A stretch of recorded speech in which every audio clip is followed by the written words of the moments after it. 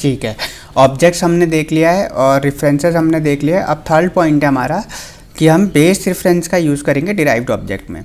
इससे पहले हमने क्या किया था, जो ये डिराइव क्लास का, ये बेस क्लास का ऑब्जेक्ट था और ये रेफरेंस भी बेस क्लास का था। फिर हमने देखा था ये डिराइव क्लास का ऑब्जेक्ट है और ये रेफरेंस भी डिराइव क्लास का है।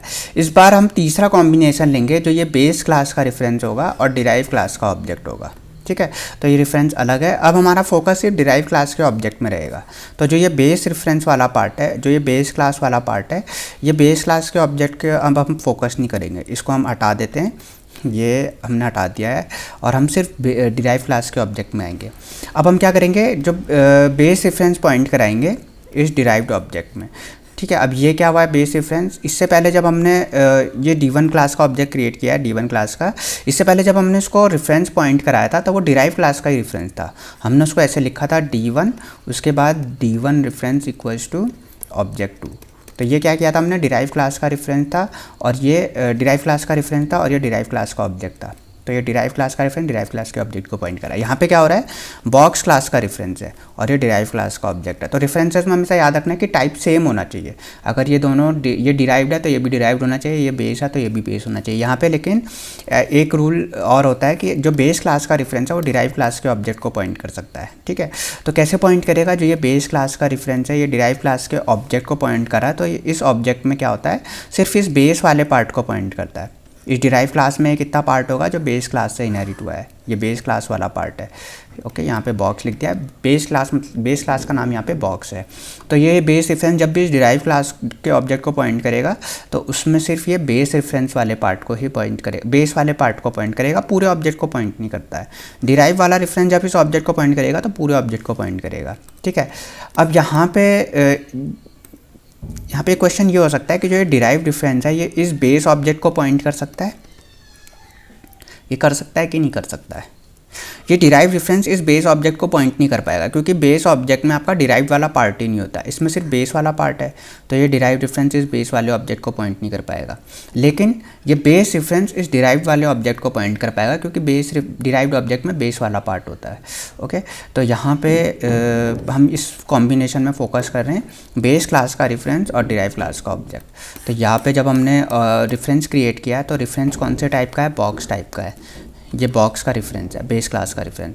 और जो ये ऑब्जेक्ट 2 है, ऑब्जेक्ट 2 देखो D1 क्लास का ऑब्जेक्ट है। ठीक है, तो base reference to derived object, ये हमारा मेन फोकस है। अब इससे जब हम फंक्शन कॉल करेंगे, अब क्या डिराइव बेस रेफरेंस जब डिराइव ऑब्जेक्ट को पॉइंट करता है तो वो सिर्फ बेस वाले, उसमें सिर्फ बेस वाले पार्ट को ही पॉइंट करता है, वो सिर्फ इन फंक्शंस को एक्सेस कर पाएगा, इनके बाहर वाले फंक्शंस को एक्सेस नहीं कर पाएगा।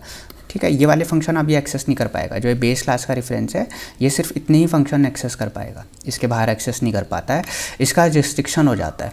ठीक है, इसके पास पावर कम हो जाती है। तो जब हम इस बेस रेफरेंस से ये फंक्शन कॉल कराने की कोशिश करेंगे, 4 पैरामीटर वाला इनपुट, 4 वाला डिस्प्ले, डेंसिटी, तो ये कॉल नहीं होंगे। ठीक है, यहाँ पे देख लेते हैं। जब इससे हमने क्या किया है, बेस क्लास के रेफरेंस से हमने डिराइव फंक्शन कॉल कराया है। ये सारे फंक्शन डिराइव क्लास के हैं, 4 वाला इनपुट, 4 वाला डिस्प्ले और डेंसिटी, तो ये कॉल नहीं होंगे, एरर आ जाएगा, आउट ऑफ स्कोप है। ठीक है, अब बेस रेफरेंस से हम क्या कर सकते हैं, बेस रेफरेंस से हम ये बेस वाले फंक्शन तो कॉल करा ही सकते हैं, 3 वाला इनपुट, 3 वाला डिस्प्ले, तो ये कॉल हो जाएगा।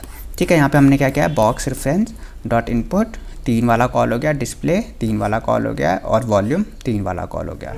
ठीक, तो यहाँ पे बेस रेफरेंस का ये इम्पॉर्टेंट, ठीक है, पॉइंट ये है कि बेस रेफरेंस जब डिराइव्ड ऑब्जेक्ट को पॉइंट करेगा तो सिर्फ ये फंक्शन कॉल हो सकता है, ये वाले कॉल नहीं हो सकते, इसमें एरर आ जाएगा। अब ये कॉल कराने हैं तो इसके लिए सॉल्यूशन होता है वर्चुअल फंक्शन।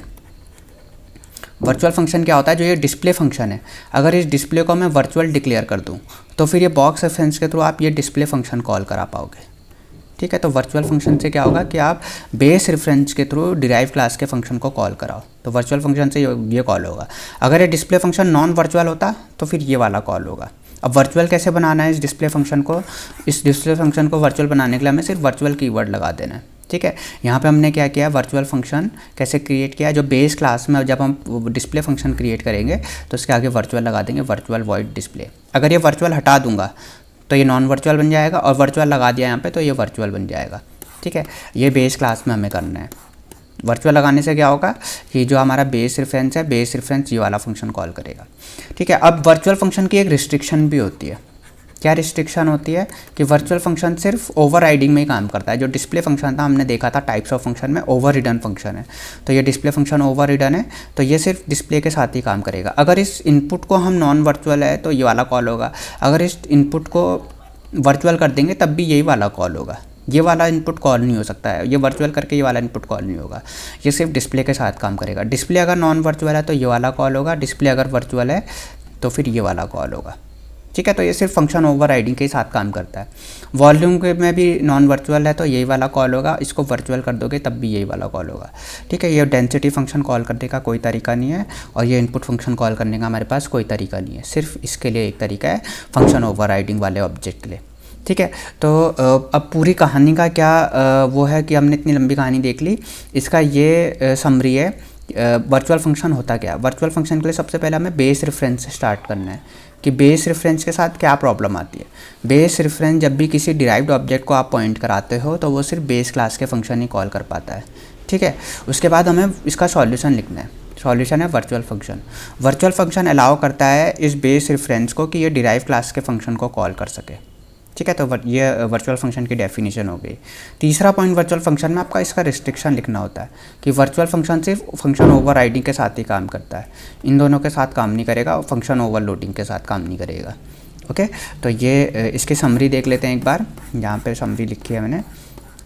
तो सबसे पहले पिछली 2 वीडियो से हम स्टार्ट करते आ रहे हैं कि हमें किसी भी ऑब्जेक्ट के फंक्शन को कॉल करने के लिए हम ऑब्जेक्ट का यूज़ कर सकते हैं, दूसरा हम रेफरेंसेस का यूज़ कर सकते हैं।